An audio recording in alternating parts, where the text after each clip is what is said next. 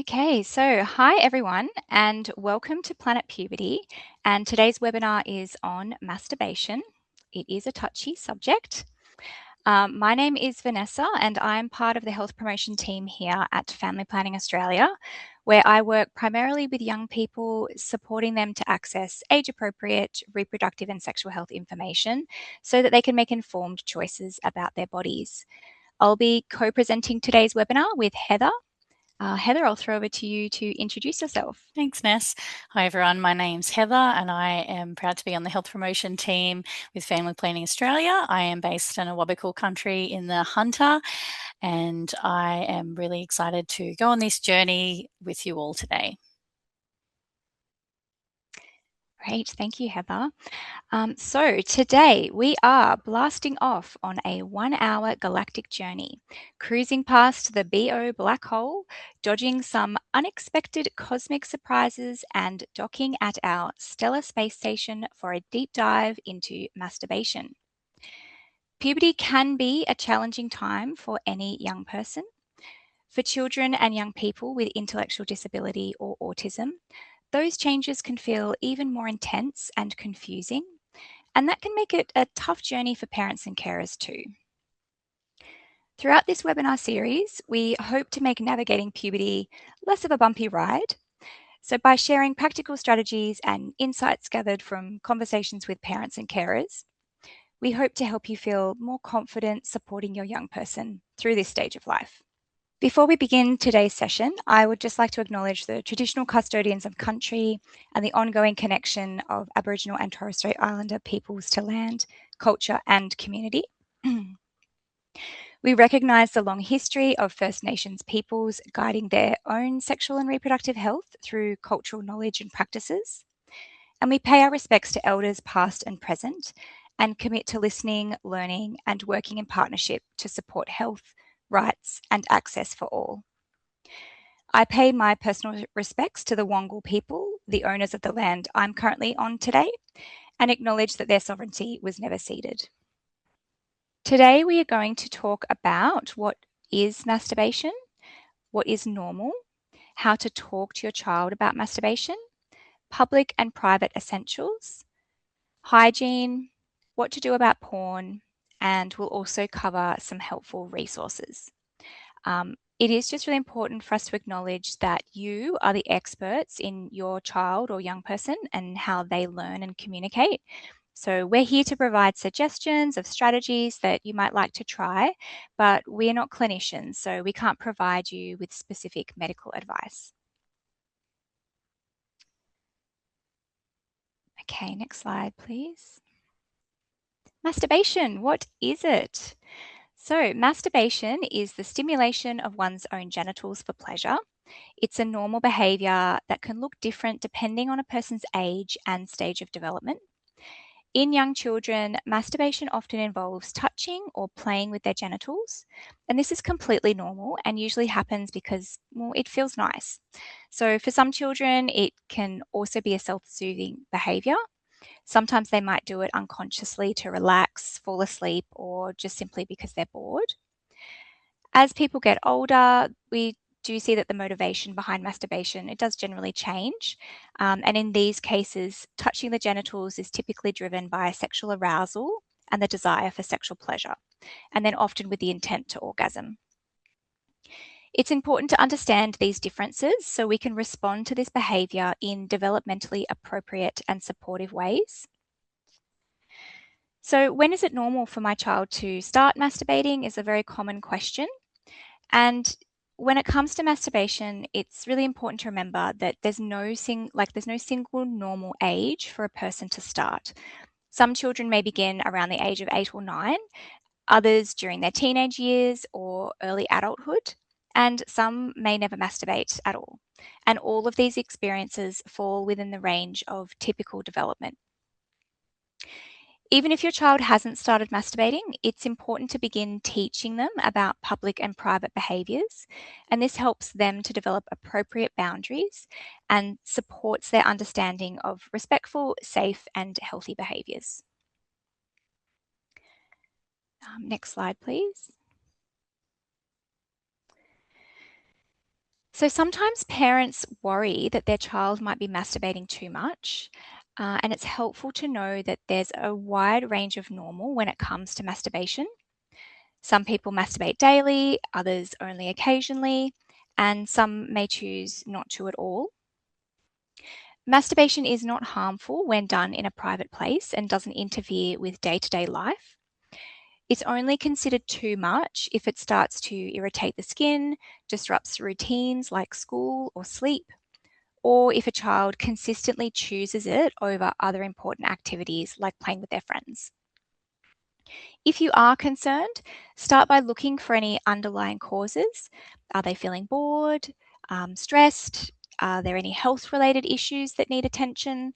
And you can also support your child by creating structured daily routine that includes time for a range of activities, and this can help balance their focus. So, for example, having designated private time in their bedroom.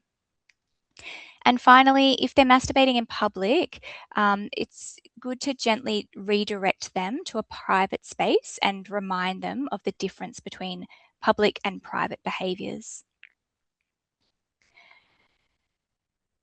So Heather is going to talk through the public and private behaviours in a lot of detail throughout the webinar today.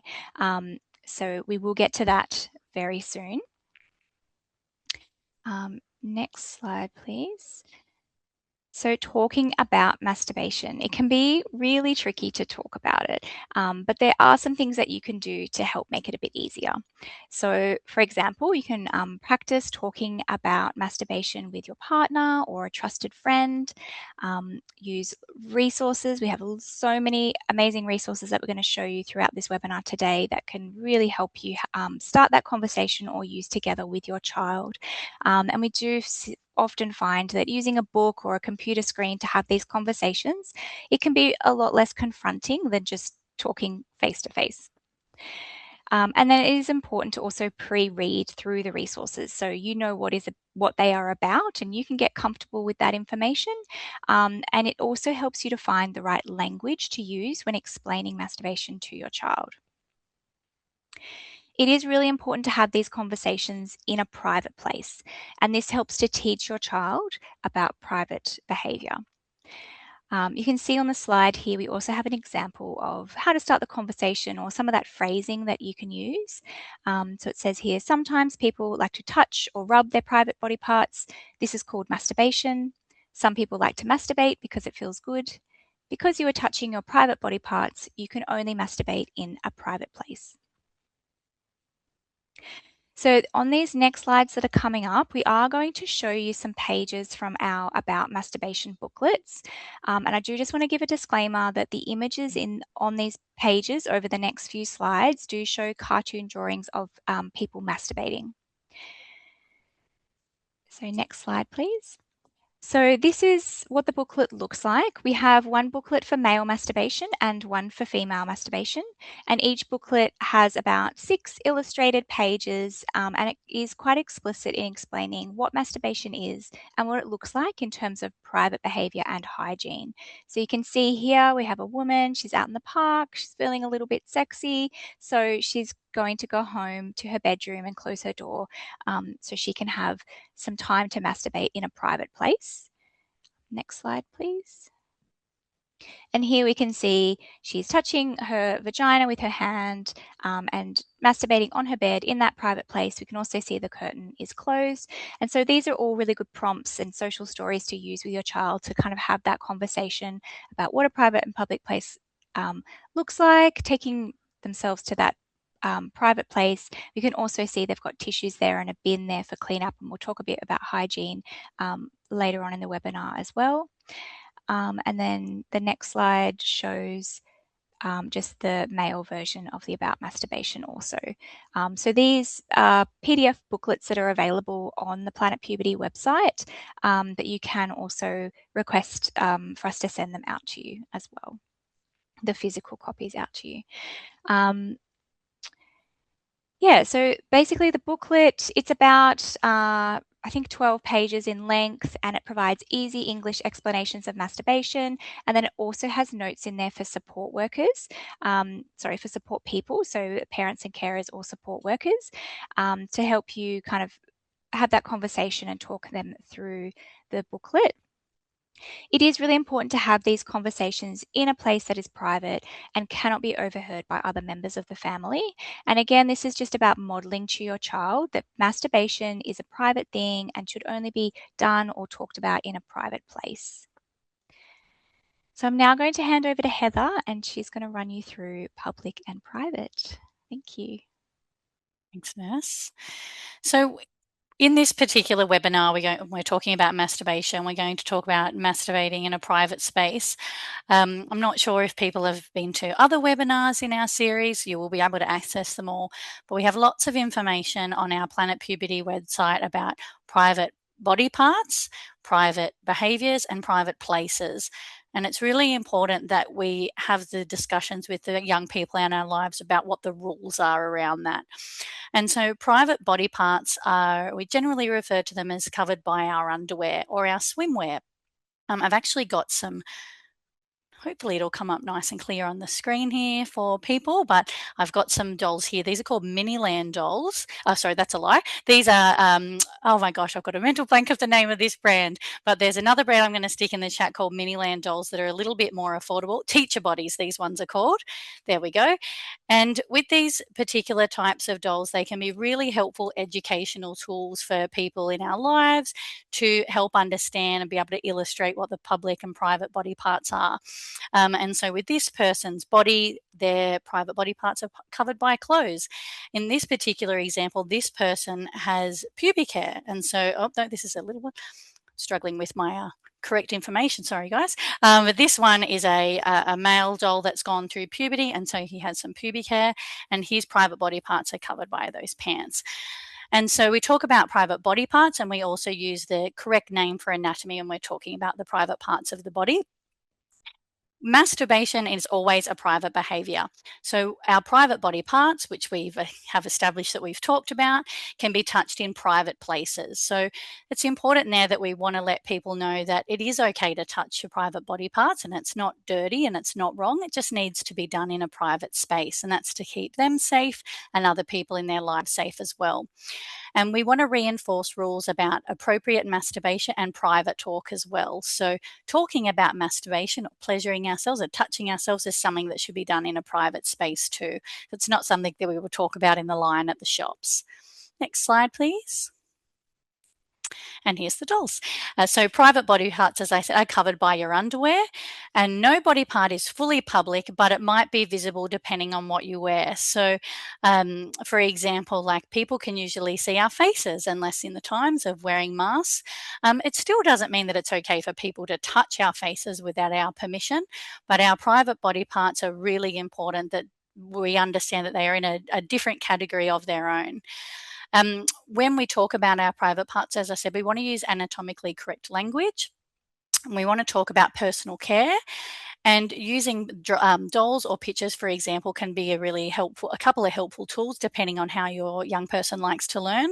So the dolls in those images as teacher bodies, and then this other brand is called Miniland, which you can get internationally, and there's lots of different other examples in the Miniland dolls, and they are anatomically correct dolls and come in different sizes.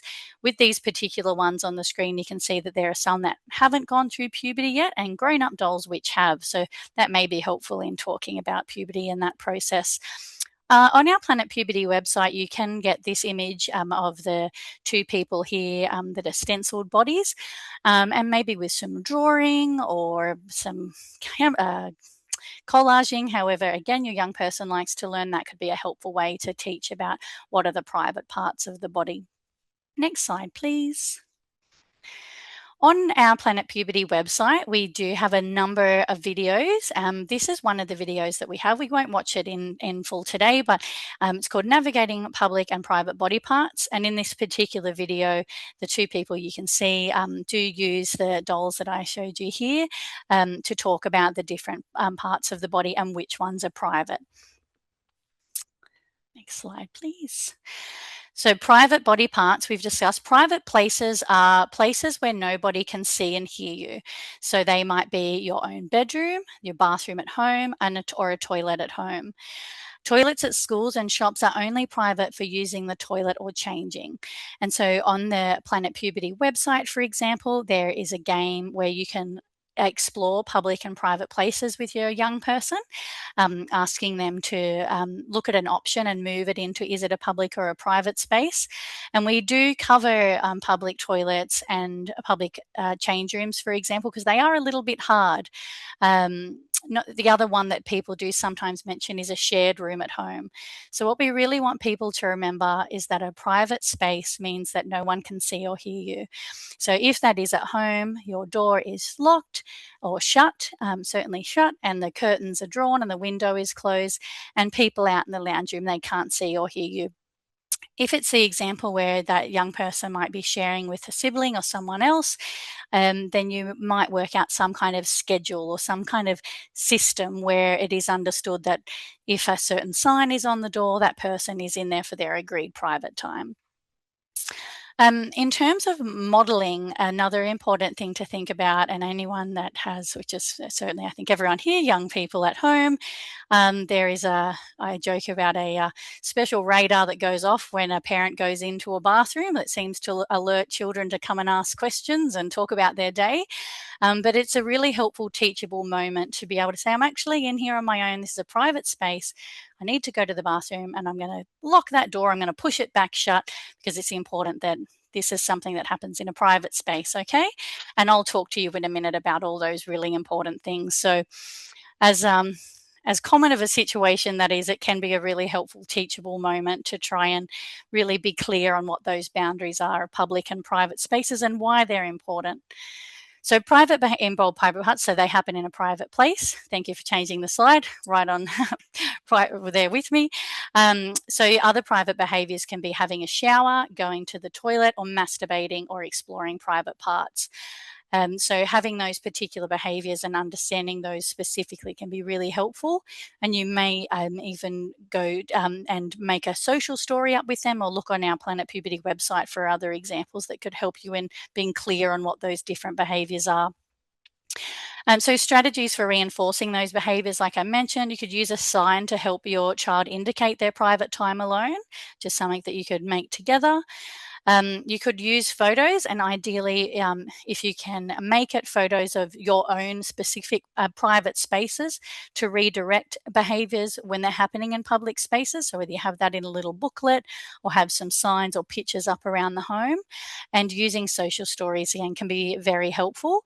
We do have a number of social stories and visual schedules on our website, but there are lots of options where you can create your own, and you could certainly use the images we have on the website to assist. Next slide, please. Hygiene is a really important part. So earlier Ness mentioned skin. So skin is a really something that can be quite an issue for people with frequent masturbation or with masturbating without lubricant, for example. And certainly chafing or skin irritation in that area can be really painful and can become a problem for some people. And obviously we want to keep our young people safe. And something that can be really helpful, I've pulled from my office that you can see here behind me, some little sachets of lube to remind me to talk about. So you might have noticed in the book earlier that Ness took you through, there was on the side table, there's some moisturizer or lube. Guiding people, whether it be that you've left it in their top drawer or it comes up in conversation with some educational tools to know that using some water-based lubricant might be helpful for comfort, can be very helpful. And in terms of hygiene, it is important that your child does clean up for themselves and for the family as much as possible. And this is to help keep them safe and to keep the family and or whoever's living in the environment to feel comfortable too. We do talk about a little bit about that in the stories that we explained to you before. Next slide, please. So here are some simple steps, and this is an image from the book. So we encourage people to wipe their penis or vagina with a tissue. For people with a vagina, with a vulva, and making sure that we're repeating that messaging of wiping down and away from the urethra to avoid things like a UTI. To put the tissue in the bin. If clothes or the bed sheets get messy, to put them in the laundry or have a sign where they can let you know. And so this is something that we do hear a lot about is that young people or people hiding, say, a towel or some sheets or something that has that's gotten a little bit messy in the process and they're really, really embarrassed. We don't want those kind of things laying around the house for a long time. We don't want the young person to feel embarrassed, certainly for any length of time either. So if you ideally can have a conversation sooner rather than later. We always say it's never too late, but it's never too early. So, in starting these conversations young, that if for whatever reason a towel or your bed or your clothes get dirty, it will be really helpful if they can let me know, they can let you know, and you might do that by just taking them in, and maybe it's just putting the washing lid shut. So that's giving you a sign that it would be helpful to do some laundry, or passing you some kind of sign or a note that you've agreed on lets you know that you need to assist to do some washing. Minimizing, I think, shame in that experience is as much as possible is obviously the goal. And we encourage, obviously, letting people know to wash their hands with soap and water before and after masturbation. I mentioned UTIs before. It's very easy for bacteria, particularly with people with a vulva. It's very easy for bacteria to spread to the urethra. It's all very close anatomically there. So again, encouraging people to wipe away from their urethra and to wash their hands with soap and water before and after is a really helpful thing to stay healthy. There are lots of wonderful resources that you can explore with your young people. So here are a number that you can look at, for example. So there's Things Ellie Likes, Puberty and Special Girls Business, Special Boys Business, and a number of other ones there as well. So they're going to include masturbation and other topics as well around puberty. A helpful tool, Ness mentioned, and it's so true, that no one knows your young person or the young people in your life better than you, and how they like to learn. So is it games? Is it videos? Is it books? Is it visual schedules and cards or social stories? And so, with this conversation, it's no different. Asking them, like, I would like to talk to you about something, or share some information with you. And I'm wondering, I've got this game here and I've got this book and, I've got this social story. What do you think would be the best way? Which one would you like the most? I think the more options that you have in that toolkit when you're going into those conversations, the better. We also have, I should mention, to a number of those in our family planning library, which we'll share with you the link at the end, so you can let us know if you need some support there too.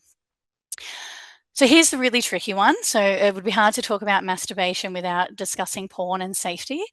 So your child may encounter pornography through image sharing with their peers, through online searches, through videos recommended through all the wild algorithms of our times, and through games as well. So certainly been hearing a lot recently about Roblox, which I think for a long time a lot of parents felt was a pretty safe space for younger children as well. So we do know that there's a large percentage of young people that will, without having looked, will encounter porn online. So last time I checked, it was about 10% by 10 and about 30% by 13. So it is something that we should all be aware of and have some conversations about, ideally before they've encountered that situation, to help them feel prepared. So teaching our young people about online safety and pornography so they know what to do and who they can talk to about it. It's a really tricky thing, I think, with young people, that it may not always be us. It may not be mum or the care provider at home. They may have another trusted person in their life that they'd feel more comfortable talking. Seems to be a lot of the times with young people that there's different people that wear different hats depending on the topic. So as long as we know who that is, so who would you feel comfortable talking to if you saw something online that was a bit scary or wasn't what you were meant to be looking at?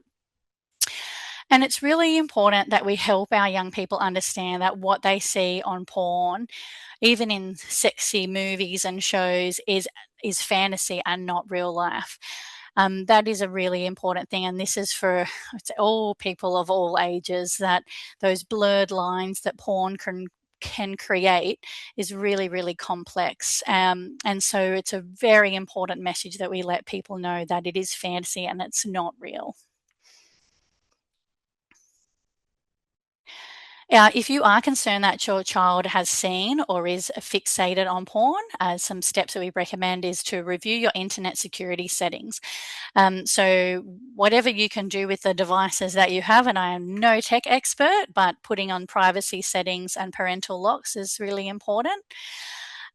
Making a family tech agreement. So there's an image at the bottom has a nice visual plan that you could potentially have on your fridge door, for example, or speaking to a psychologist or a counsellor for support strategies. Through family planning, for example, we have a funded course that people can do on sexualized behaviors of concern, and a number of other resources that we can share that go into this in a lot more detail. But the main message is, if you are worried, there is support there, and please do reach out. All right, Ness, over to you for the journey into outer space on the website. Thank you, Heather. We're just going to now have a look at some of the resources that we have available to support you with your young person around masturbation and public and private behaviours and everything that we've talked about today. So this is a screenshot just showing what our our Planet Puberty website looks like, which is for helping parents and kids with intellectual disability and autism to navigate a new world, and it's all about puberty.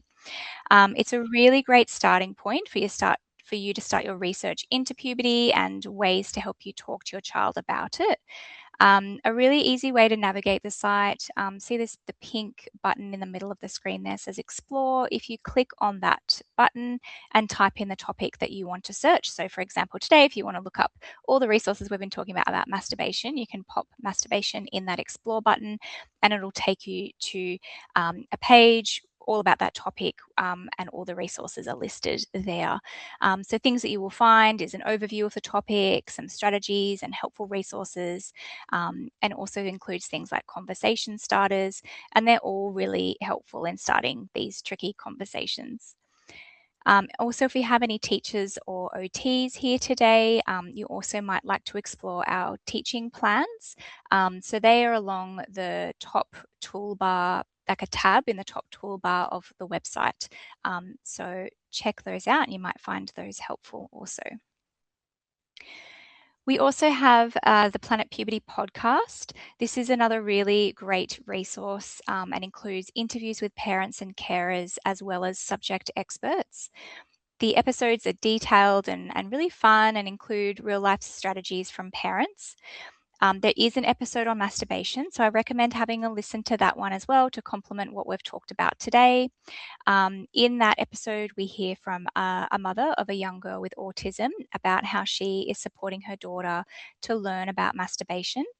And then some other guests include two clinical directors from the Centre of Positive Behaviour Support who answer parent and carer questions about supporting children with intellectual disability and autism to learn about masturbation and public and private behaviours. So really a great listen. So I definitely recommend having a listen to that when you have time, as well as exploring the other podcast episodes there. Maybe when you're cleaning or driving in the car, they're an easy one to get that information from. The next slide we have is about our games on the website. So we have a range of different interactive games, and these are designed for you to use with your child, or your child can, if they're able to play them on their own, they can, but you can also be there and support them and have discussions while they're doing the activities. So this one that's on the screen here is called Who's in My Orbit? And this activity is about identifying different relationships in a person's life and the types of touch that are okay in these relationships. And then the next one we have on the next slide is about what is this person feeling and identifying feelings. So this one is another really interactive game. It's about practicing identifying feelings through facial expressions and helps build those skills in identifying and communicating feelings. And then the last one that we've got just to show here is our public and private game. And this one is about practicing identifying what is a public place or a private place and what is okay to do in those places. So all of these activities, you interact on the screen. You can modify some of these games to be more personal. And what I mean by that is you can upload photos of scenes from your life or people from your life and upload them into the game. And that can just help your child to really understand what these people or places are or feelings because you're having those real life examples that they're seeing in their day-to-day life. Um, and then, like I said before, the teacher lesson plans, they can be really great for OTs or therapists to use with their clients, as well as perhaps some of these activities. And we do find that the public and private game is one of the most popular, as it really does help children understand that difference between public and private places and behaviours. The public and private game is also available as a downloadable PDF as well. So you can find that on the website, which if having that touchable, tangible activity is better for your child, then you might prefer that option.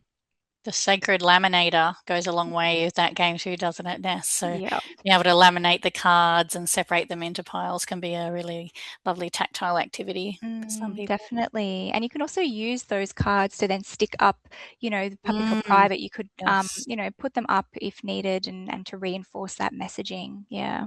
absolutely. Next slide, please. I think we're going to now show you, some of our videos. So there is also a section on our website which showcases some videos from parents and carers, as well as people with lived experience. These videos explore different strategies that parents have used with their children, as well as things that people with lived experience wish that they were taught when they were going through puberty. And that can be really helpful for parents and carers to kind of have that perspective as well.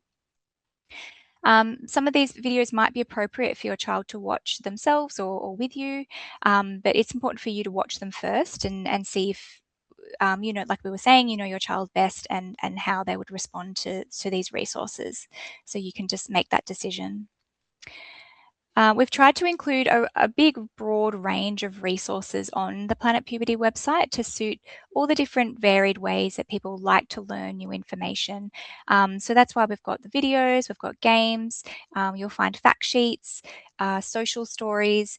They're all, and even those resources and booklets, they're available in PDF version on the website. So I do encourage you to have a look around. And if you aren't finding what you're looking for, you can always email us at that disability email address and we can send you a direct link to some things that might be helpful for you. And then finally, this is our list of Family Planning Australia clinic locations in New South Wales. You can book an appointment with us to discuss any sexual and reproductive health concern.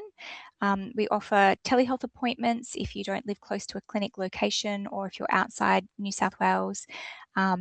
Or if you need longer appointment times, they are available. So you can just request that if needed. And then we also have our talk line service, which is a really great service that you can call or email, or there's a live chat. I think during the hours of, I think it's 8:30 8, to 5. 8:30 till 5. Great. Yeah. Thank you, Heather. And a nurse is the person that you'll be speaking to via Talkline. So they um, very knowledgeable, can steer you in the right direction, either can have the conversation with you or find the resources for you or help you find a clinic if needed. We also have our Family Planning Australia Disability Resource Collection, which I think Heather mentioned earlier as well. Popped the link in the chat there too, Ness. Oh, excellent. Thank you. So yeah, if you want to check that out, you can go to that link that Heather's provided, or you can also email our disability email for more information.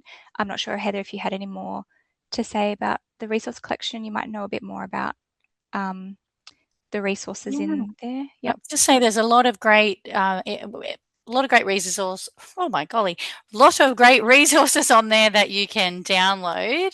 If you are in so anywhere in Australia that we could certainly post you some hard copies. So we do have a number of booklets that we this is not exactly an example of one of the ones that are, this is not disability specific. This is what one of our kind of resources look like. And sometimes people just love to have a nice glossy resource to have in their hands when we're talking about these educational opportunities. So do reach out if that's something we can help you with.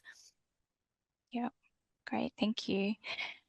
So that brings us to coming to the end of the webinar.